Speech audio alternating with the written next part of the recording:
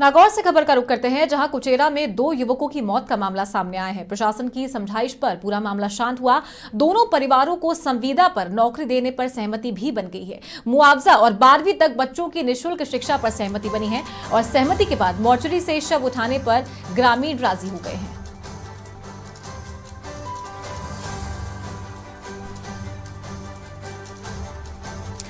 तो नागौर के कुचेरा में 2 युवकों की मौत हो गई थी और ये मामला गरमाता ही जा रहा था। प्रशासन ने समझाइश की और उसके बाद ये पूरा मामला शांत हुआ है।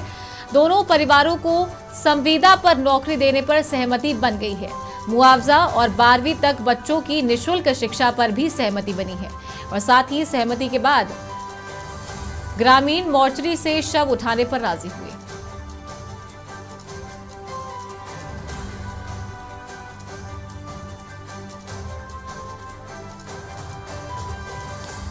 तो ये पूरा मामला नागौर का है, जहां 2 युवकों की मौत हो गई थी और उसके बाद से लगातार जो मृतकों के परिजन हैं वो मोर्चरी के बाहर धरना प्रदर्शन कर रहे थे और प्रशासन के द्वारा लगातार समझाइश की जा रही थी।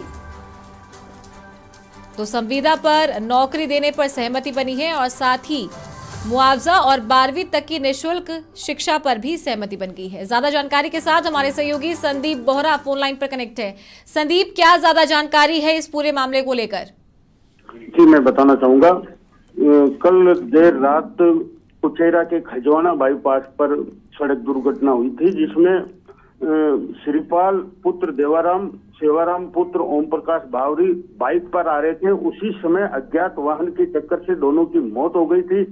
देर रात शवों को मोर्चरी में रखवा कर शवों की पहचान कर परिजनों को सूचना दी गई थी। सूचना के बाद आज सुबह से ही कुचेरा हॉस्पिटल में लोगों की भीड़ थी, लोगों में आक्रोश था। जनता की मांग थी कि जिस तरह से ये युवा, क्योंकि श्रीपाल 20 साल का है और देवाराम 21 वर्ष का है, तो ऐसे में और दोनों ही विवाहित है, दोनों के बच्चे हैं।